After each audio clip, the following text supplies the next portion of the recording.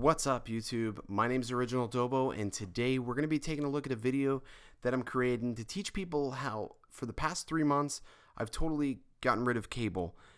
Basically, I've been running strictly off of internet access that I'm paying for, and I did this to save money, and also because we really don't use cable to its fullest of ability, and I really only watch a handful of shows, so I figured this would be the best way to save money and get only what we need and make cable sort of a la carte, but without actually paying for cable.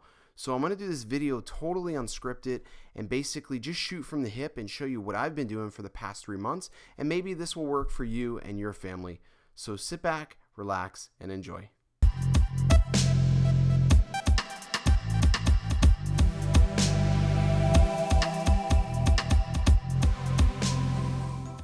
Okay, so before we get started, as a standard disclaimer, for most of the content you're going to see, I still had cable logins provided to me by family to make this whole process work.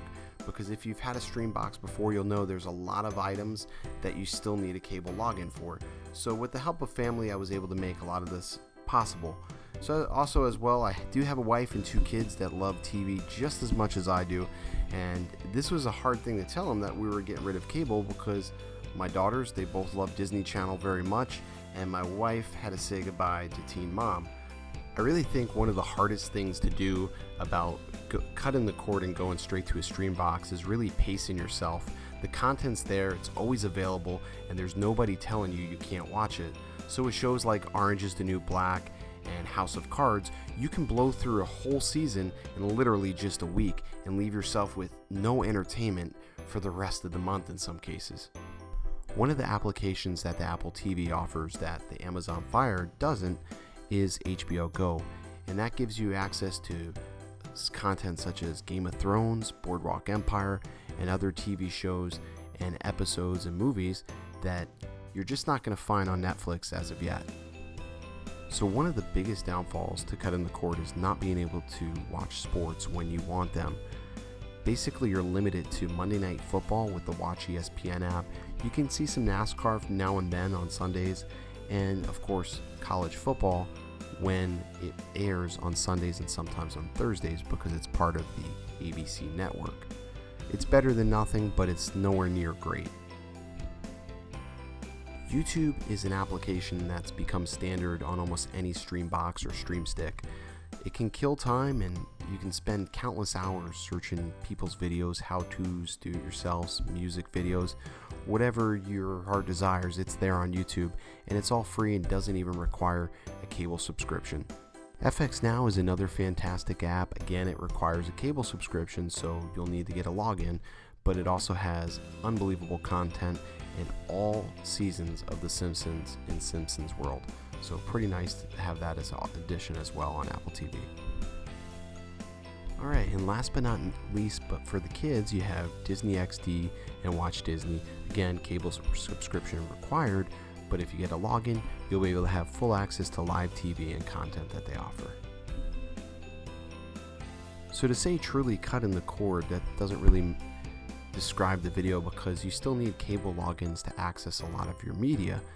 But what I'm basically showing you is that it is possible to say you can totally get rid of cable, and if you have a friend, family, a mother, or father that's willing to share a login with you, you'll be able to access a lot of the preferred content that cable companies do offer. I don't know how long they'll be able to do this, but for the time being, it's really worth trying. Downstairs, we're using an Amazon TV. It sort of lacks a little bit of the content that the Roku or the Apple TV has as far as things that you can watch, but it does bring some nice entertainment features.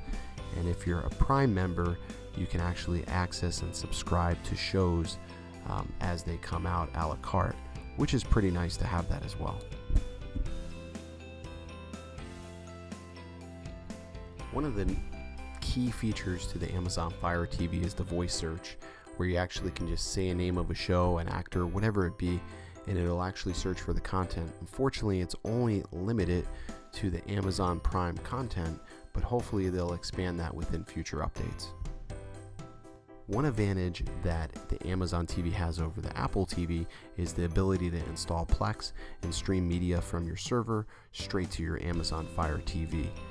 It's a really nice feature, and a lot of people use it to stream their saved movies or TV shows right to the Amazon TV.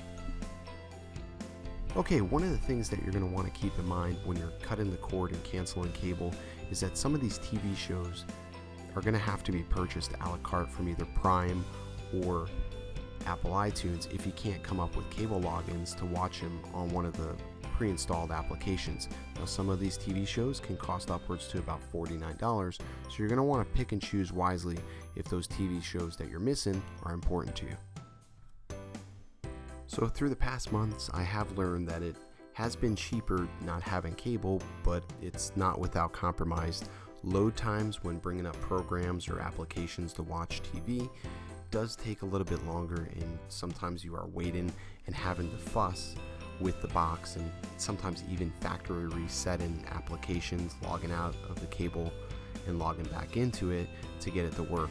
And sometimes I find this irritating, most frequently during Monday Night Football, when the streams are getting heavy hit and you're trying to watch a game and you have to log out, log back in, and there's just lag to deal with depending on your internet service and what speeds you have. So there is a lot of frustration sometimes with it. Alright, one of the ways I've been getting by on Sunday is thanks in part to Verizon.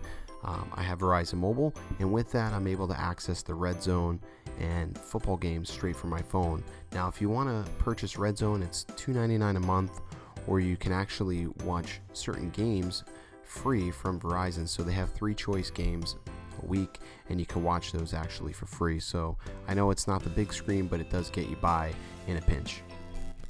Alright guys, so that's it. That's the video. I hope you enjoyed it, and I hope you guys learned something and maybe try this out yourselves. I know it's not totally cutting the cord, just simply because you still have to have cable logins. I know I've said this over and over again, but I just want to make sure it's clear so nobody tries this and gets mad when they can't access HBO Go or even watch Disney for their kids. You still need logins, but this is a way to sort of manipulate the cable companies and be able to watch TV for free. And I mean, it's better than downloading movies and shows illegally, so it's just a way around the restrictions that we're forced to face with some of these stream boxes.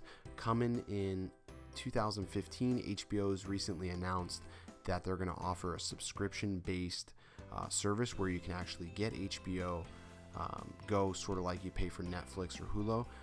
So that's really great as well. And that's another one. I really didn't mention Hulu because I really don't use it that much. I haven't found any shows on there that I wanted to see, but Hulu's another great way to see some of these shows. And you can get this all pretty cheap.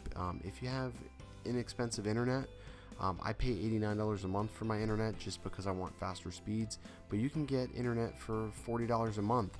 And combined with Netflix and everything, you'll be right about $60 a month versus paying $160 to $140 a month for cable.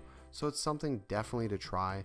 In a world where we're overly connected, I think getting rid of cable is actually a pretty nice challenge, and it's actually served me pretty well, I would say. So I'm Original Dobo, and I'll catch you next time. Peace.